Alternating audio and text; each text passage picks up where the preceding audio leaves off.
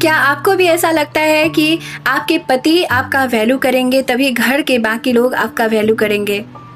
आए दिन ये सोशल मीडिया पे देखने को मिलता रहता है, पर मेरा मानना इससे अलग है। मुझे ऐसा लगता है कि जब आप खुद का वैल्यू खुद ही करोगे तभी आपके पति भी आपका वैल्यू करेंगे और घर के बाकी सब लोग आपका वैल्यू करेंगे। पति प्यार करने वाला मिल जाए, बहुत सम्मान करने वाला मिल जाए तब तो बहुत अच्छा है। और यदि पति प्यार करने वाला ना हो, उसको आपकी कदर बिल्कुल भी ना हो, तो क्या करोगे? सबसे प्यार का भीख मांगते फिरोगे? सबसे पहले सेल्फ डिपेंडेंट होना बहुत ज्यादा जरूरी है। ये मैंने अपने लाइफ से सीखा है, इमोशनली भी और फाइनेंशियली भी। दूसरे पे डिपेंड मत रहो। ये मत सोचो कि दूसरा कोई खुश करना चाहेगा तो हम खुश हो जाएंगे, कोई कुछ बोल देगा तो हम दुखी हो जाएंगे। और एक हेल्दी बाउंड्री सेट करो। किसी को मौका ही मत दो तुम्हें आकर के कुछ भी बुरा बोलने का या सुनाने का। वहीं पे स्टॉप कर दो। खुद का वैल्यू करो। तुम कोई मशीन नहीं हो, तुम एक इंसान हो। सबका ख्याल रखो, अपनी रिस्पॉन्सिबिलिटी से मत भागो, लेकिन साथ में खुद को तो मत भूलो। हम लड़कियां क्या करती है, बस दूसरे के लिए जीती रहती है, हर तरह की त्याग करती रहती है, सिर्फ दूसरे के चक्कर में ही खुद को ही भूल जाती है। पूरा जीवन ऐसे ही बीत जाता है। पर ऐसे करोगे, तुम सिर्फ देने पे रहोगे, फिर तुम्हारा वैल्यू कौन करेगा? किसी की नजर में तुम्हारी कोई इंपॉर्टेंस ही नहीं रहेगी। इसलिए ओवर गिविंग नहीं बनना है। गिव एंड टेक इक्वल रखो। आप खुद ये गलती करते हो और बाद में ये कहते हो कि कोई मुझसे प्यार नहीं करता, कोई मेरा वैल्यू नहीं समझता है, मेरा कोई अपना नहीं है। तो कैसे करेगा कोई आपको प्यार जब आप खुद ही खुद को प्यार नहीं करोगे? ये बातें मैंने घर तक सीमित लोगों के लिए नहीं करी है। ये बातें सब पे लागू होता है, आपके समाज के लोगों पे, आपके रिलेटिव्स पे, आप जिनसे भी जुड़े हुए हो उन सभी से एक हेल्दी बाउंड्री सेट करना जरूरी है। ये आपको डिसाइड करना चाहिए कि कैसे लोग आपके लाइफ में इंटर हो सकते हैं, कैसे लोग से आपको दूरी बना करके रखना है। जो लोग आपका कदर ही नहीं करते उनसे एक दूरी मेंटेन करो। ज्यादा मिलना जुलना ही बंद कर दो। ऐसे लोगों पे अपना एनर्जी और टाइम क्यों खर्च करना जो लोग आपको फालतू समझता हो।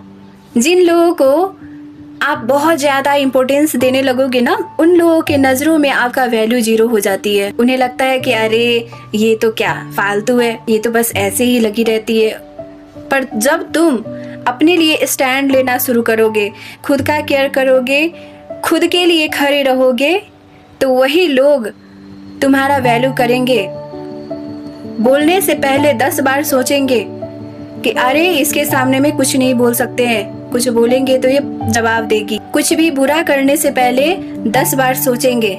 तो इतना सीधे साधे बन के रहने का अभी की दुनिया में कोई भी फायदा नहीं है। मूर्ख ही कहलाओगे। मैंने भी ये गलती बहुत की है अपने लाइफ में, तभी इस चीज का वैल्यू समझ में आ रहा है कि ये नहीं करना था।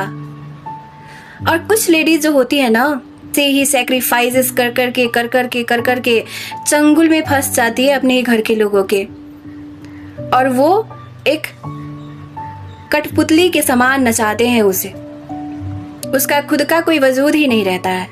ऐसी लेडीज को डर रहता है कि उन्होंने अपने लिए आवाज उठाया तो उनके साथ गलत सलूक होगा, उनके साथ सब बुरा करेंगे, और वो डर के मारे थोड़ा सा भी आवाज नहीं उठाती है, चुपचाप सब सहती रहती है। उन लोगों से मैं क्या कहना चाहूंगी कि बहन थोड़ा हिम्मत तो करो, कोशिश तो करो। कोशिश की ही नहीं और हार मान गई तुम। ज्यादा से ज्यादा क्या करेंगे? वो तुम्हें मार देंगे, इस बात का डर है। मार क्या देंगे? तुम तो ऑलरेडी मरी हुई हो, जिंदा लाश बन के जो रह रही हो, दूसरे के हाथों की कठपुतली बन के जो रह रही हो। तुमने अपने लिए जीना सीखा ही नहीं, तुमने दुनिया देखा ही नहीं, और तुम्हारी पूरा जीवन घर तक ही सिमट करके रह गया है। तुम्हें ये लगता है कि तुम्हारा पति छोड़ दिया तो तुम क्या करोगी? तुम्हारे बच्चे भी है, कहाँ जाओगी? तो तुम ये याद रखना, तुम्हारे पास 2 हाथ तो है। और सबसे बड़ी बात, यदि ऊपर वाला ने तुम्हें जीवन दिया है ना, तो 2 वक्त की रोटी का भी ख्याल वही रखेगा।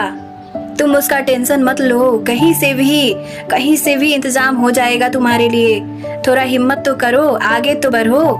समाज का मत सोचो, दुनिया से मत डरो, किसी को तुम्हारी नहीं पड़ी है। तुम गलत फहमी में हो कि तुम्हारे घर वाले भी सोचेंगे, तुम्हारे मायके वाले भी सोचेंगे तुम्हारे लिए। किसी को भी नहीं पड़ी है, किसी को भी नहीं। तुम्हारे लाइफ में क्या चल रहा है, कैसे कैसे सिचुएशन तुम झेल रही हो ना, वो कोई और नहीं देखने आ रहा है, सिर्फ तुम झेल रही हो और तुम ही जानती हो।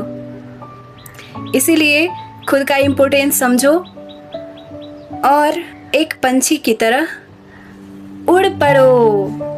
मेरी बातें अच्छी लगी हो तो उन लेडीज से जरूर शेयर करना जिनको इस मोटिवेशन की बहुत ज़्यादा ज़रूरी है।